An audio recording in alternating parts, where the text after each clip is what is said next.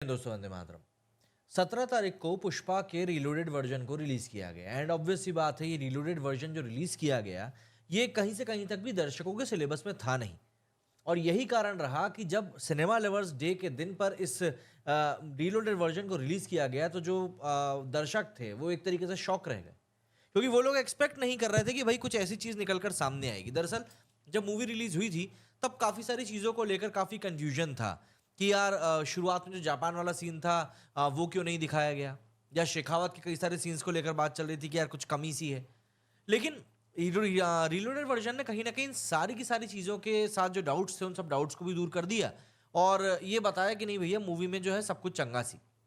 और इसी के चक्कर में कहीं ना कहीं पुष्पा के मेकर्स एक और बात को लेकर यहाँ पर सर्टेन है कि यार पुष्पा को थोड़ा और पुश अभी मिल सकता है। मतलब कि पुष्पा के रीलोडेड वर्जन के कारण अभी कुछ और लोग हैं जो कि इस मूवी को देखने की हिमाकत कर सकते हैं, क्योंकि देखिए मूवी ने पैसा अच्छा पीट लिया है, इस बात में कोई दो राय नहीं है।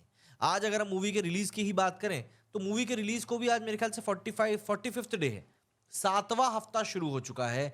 मतलब कि आने वाला जो शुक्रवार है वो 2 महीने पूरे कर देगा इस मूवी के। तो आप समझ सकते हैं कि भाई ये जो मूवी है एक्चुअली में एक एपिटोम सेट कर रही है कि इंडियन सिनेमा आज की तारीख में कहां पहुंच चुका है। रीलोडेड वर्जन को लेकर जो रिव्यूज पब्लिक के निकलकर सामने आ रहे हैं, देखिए ये अधिकतर वही लोग हैं जो कि पुष्पा को मतलब डाई हार्ड फैन के तौर पर पसंद करते हैं। तो ऐसे में ये सब लोग इस मूवी को देखने के लिए जरूर से जाएंगे, ये बात तो पक्की है, क्योंकि 20 मिनट के करीब का जो फुटेज है वो एक्स्ट्रा ऐड किया गया है और ये कहीं ना कहीं मूवी के काफी सारे डायमेंशंस को भी तय करेगा। प्लस पुष्पा 3 को लेकर भी कोई एक बड़ा सीन यहाँ पर ड्रॉप किया गया है। तो ये सारी चीजें जो है कहीं ना कहीं कलेक्टिवली मिलकर पब्लिक को इस बात के लिए तो कन्विंस कर ही सकती हैं कि भाई रीलोडेड वर्जन अगर आप देखना चाहो तो एक बार तो देख ही सकते हो। तो रिव्यूज वगैरह भी क्योंकि अच्छे आए हैं, तो वहां से भी इसको हेल्प मिल जाती है। लेकिन सबसे इंपॉर्टेंट बात यहाँ पर जो मुझे समझ में आ रही है वो ये कि मेकर्स ने पहली बात तो इसका टिकट सस्ता किया था। टिकट सस्ता करने के अलावा मूवी को जो पब्लिक का अटेंशन मिल रहा है, वो अटेंशन भी मेकर्स के लिए कहीं ना कहीं फायदेमंद साबित होगा, क्योंकि इससे कलेक्शन को एक बूस्ट मिलेगा। अभी अगर हम देखें तो गेम चेंजर, फतेह, इन सब मूवी से कोई खासा फर्क पड़ा नहीं था पुष्पा को। जिस पॉइंट पर जितना कलेक्शन पुष्पा का होना चाहिए था उतना ही कलेक्शन हुआ है और उसी कलेक्शन के साथ में हम लोग आगे ही बढ़े। यहां पर सबसे सर्टेन बात एक और जो मुझको मुझको समझ में आती है वो ये है कि अगर आप किसी भी मूवी के रिस्पेक्ट में बात करें, तो देखिए इतने सारे सरप्राइज एलिमेंट्स जब आप किसी मूवी के लेकर चलते हैं ना, तो आपकी मूवी इतना लंबा खेल भी सकती है। मतलब आप देखिए ना, मूवी के 6 हफ्ते पूरे होने के बाद में आप उसके रीलोडेड वर्जन को रिलीज कर रहे हो, जिसमें कि आपने एक्स्ट्रा फुटेज डाल के रखे। तो ऑब्वियस सी बात है, जो आपकी मूवी के फैंस ऑलरेडी हैं, क्योंकि 1800 करोड़ रुपए आपकी मूवी कमा चुकी है, तो फैंस तो हैं।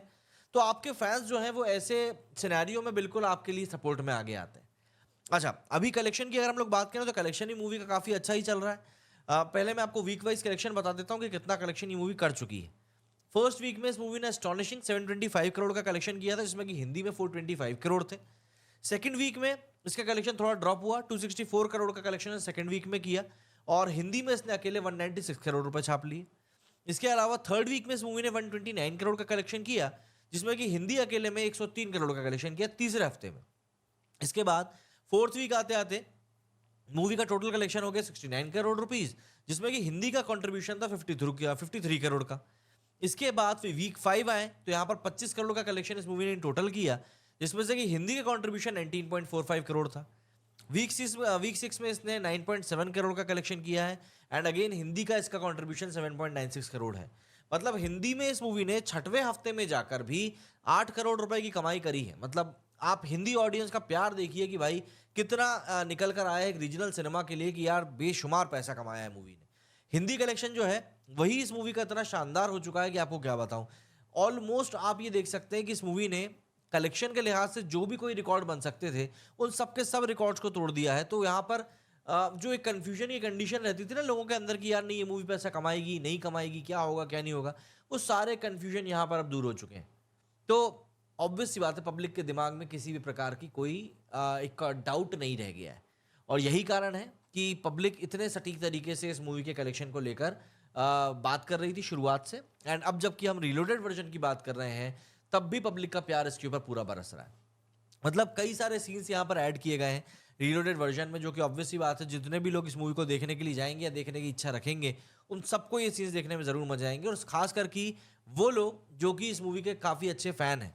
जैसे मूवी के शुरुआत में एक धमाका होता है जहां पर कि पुष्पा जापानीज स्मगलर से लड़ते हुए गोली खा के समंदर में गिरता है और वहीं से हमें दिखाई जाती है पुष्पा के एक फ्लैशबैक के बचपन की कहानी।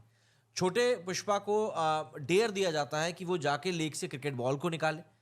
बाकी बच्चे कहते हैं कि अगर उसने ऐसा कर दिखाया तो मुलेट्टी वेंकटा रामना, जिसको कि पापा नहीं कह पाता है पुष्पा, वो उसको पापा कह सकता है। एंड गेस व्हाट, स्विमिंग ना आने के बावजूद भी पुष्पा जाता है और वहां से बॉल निकाल कर लाता है। इसके अलावा एक और सीन इंटरवल के पास में जोड़ा गया है जहां पर कि इंटरवल से ठीक पहले एक फ्लैशबैक वाले सीन आता है जिसमें कि मंगलम सीनू और एसपी शेखावत के प्लान्स की पोल खुलती है।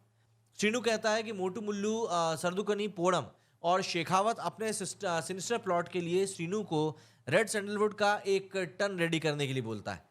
लेकिन बात यहीं पर खत्म नहीं होती। एसपी शेखावत एक अरेबियन कंटेनर को स्मगलिंग का पता लगाता है जो कि श्रीलंका जा रहा होता है और वहां से एक पूरा कनेक्शन भी बिल्ड होता है।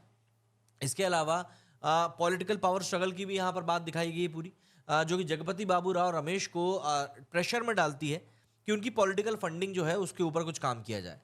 राव रमेश पुष्पा से उसके रेड सैंडलवुड का स्टॉक पाइल मांगते हैं जो कि पुष्पा ऑब्वियसली बात देने से मना कर देता है। पुष्पा यहाँ पर सिर्फ और सिर्फ जक्का रेड्डी के साथ अपने असली प्लान्स को शेयर करता है और बाकी सबको सस्पेंस में रखता है, सस्पेंस में छोड़ देता है कि भाई मतलब मैं अपना स्टॉक पाइल आपको क्यों ही बताऊं। इसके अलावा एक और बड़ा धमाका होता है जब पुष्पा का जापान मिशन के बारे में बताया जाता है। रेड सैंडलवुड शिपमेंट का पैसा मिसिंग हो जाता है, तब पुष्पा कंटेनर के अंदर छुपकर सीधे जापान पहुंचता है। जापान में पुष्पा की मुलाकात होती है यहाँ पर हिरोशी से, जो वहाँ का मेन स्मगलर भी है। यहाँ पुष्पा एक रिवोल्यूशनरी आइडिया इंट्रोड्यूस करता है, पुष्पा मनी का। यह आइडिया न सिर्फ स्मगलिंग के नेटवर्क्स को सिंप्लीफाई करने के लिए है, बल्कि मूवी के ओपनिंग सीन को भी कनेक्ट करता है कि आखिर जापान में पुष्पा ने किया क्या था। जब वहीं पर जब जक्का रेड्डी की मृत्यु होती है तो पुष्पा जल रेड्डी के पास जाता है। जल रेड्डी जो कि अब पैरालाइज हो चुका है, पुष्पा के साथ डील करने के लिए तैयार हो जाता है, लेकिन अपने बिटरनेस के चक्कर में पुष्पा को खत्म करने की कोशिश करता है और पुष्पा यहाँ पर बच जाता है। तो ऑब्वियस सी बात है पुष्पा के फैंस के लिए तो फिर एक बहुत अच्छी बात है। और एंड में एक इमोशनल मोमेंट आता है जहाँ पर कि कावेरी की शादी का टाइम है। पुष्पा का भाई यहाँ पर अजय, जिसने कि चाइल्डहुड में पुष्पा से उसका लॉकेट छीन लिया था, वो उसको वो लॉकेट वापस कर देता है और यहाँ पर ये एक सिबलिंग के बीच में खत्म होती हुई बिटरनेस को दिखाता है। काफ़ी इमोशनल सीन था, फैमिली यूनाइट होती है। तो इन सब सीन्स को यहाँ पर पुष्पा रिलोडेड वर्जन में ऐड किया गया है एंड इस कारण से इस मूवी में करीब 20 मिनट का जो लेंथ है वो बढ़ गया है।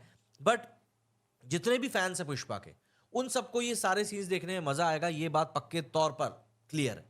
कलेक्शन यहाँ पर मूवी का चल ही रहा है और माना जा रहा है कि आज और कल इस रिलोडेड वर्जन के पुश के कारण थोड़ा सा कलेक्शन और बढ़ सकता है। अगर मैं आपको कल के कलेक्शन के बारे में बताऊं तो कल का कलेक्शन इसका करीब 1 करोड़ रुपए का रहा था एंड देखिए फ्राइडे को 1 करोड़ रुपए का कलेक्शन अच्छा ही माना जाएगा जहां तक मैं आपको बताऊं तो, क्योंकि अब सैटरडे और संडे में ये कलेक्शन ऑब्वियसली बात है अभी और बढ़ेगा। इन टोटल इसका इंडिया नेट कलेक्शन जो है वो 1225 करोड़ रुपए हो चुका है। तो भाई कलेक्शन तो काफ़ी अच्छा हो गया है। अब आप मुझे कमेंट सेक्शन में जाकर जरूर बताएं कि भाई आपका इस बारे में क्या कुछ कहना है। मेरे इस वीडियो में फिलहाल इतना ही। जय हिंद, जय भारत।